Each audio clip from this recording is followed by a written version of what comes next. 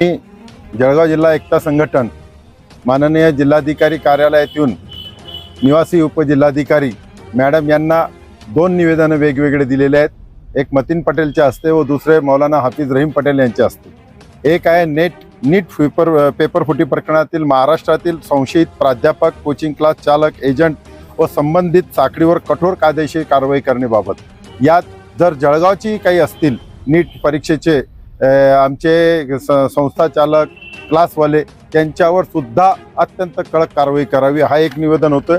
आणि दुसरं अत्यंत महत्त्वाचे निवेदन आम्ही निदर्शनास आणून दिलेले आहे की आपण जर 2 दिवसापूर्वीचे सर्व वर्तमानपत्र जळगावचे बघितले असतात, त्याच्यात एक धमकीयुक्त अशा बातम्या प्रसिद्ध झालेल्या आहेत। बकरी ईद हा सण मुस्लिम समाजाचा फक्त भारतात नव्हे तर संपूर्ण जगात साजरा होणारा एक सण आहे, जो सण राष्ट्रीय सण आहे, ज्या सणाला सर्व आनंद असतात।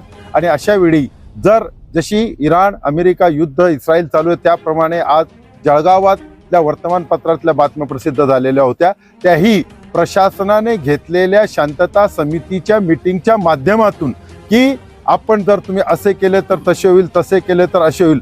आम्ही आज मीडियाला आणि शासनाला सांगू इच्छितो की गायीला जी आहे त्या गायीला तुम्ही राष्ट्रीय पशुची मान्यता द्या, यासाठी आज आम्ही या ठिकाणी आलेलो आहे की गायीला दर्जा द्या राष्ट्रीय पशुचा, जेणेकरून त्याच्यावर कोणीही अन्याय करणार नाही, अत्याचार करणार नाही, कापणार नाही, खाणार नाही, काही करणार नाही। म्हणून आज आमची सर्व मुस्लिम समाजाची एकता संघटनेची मागणी आहे शुक्रवारच्या दिवशी की त्या गायीला राष्ट्रीय पशु म्हणून घोषित करण्यात यावे। त्याचप्रमाणे प्रशासनाने ज्या बातम्या त्यांच्या याच्यात प्रसिद्ध केलेल्या आहे त्या सकारात्मक व विश्वासदायक अधिकृत निवेदन प्रसिद्ध करण्यात यावे।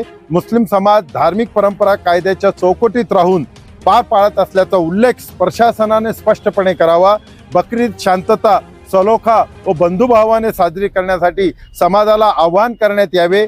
भविष्यात प्रसिद्ध होणाऱ्या बातम्या किंवा सूचनांमधून कोणत्याही समाजास भीती निर्माण होणार नाही याची दक्षता प्रशासनाने घ्यावी। कायद्याची अंमलबजावणी करताना धार्मिक भावना व सामाजिक सलोखा यांचा समतोल राखण्यात यावा।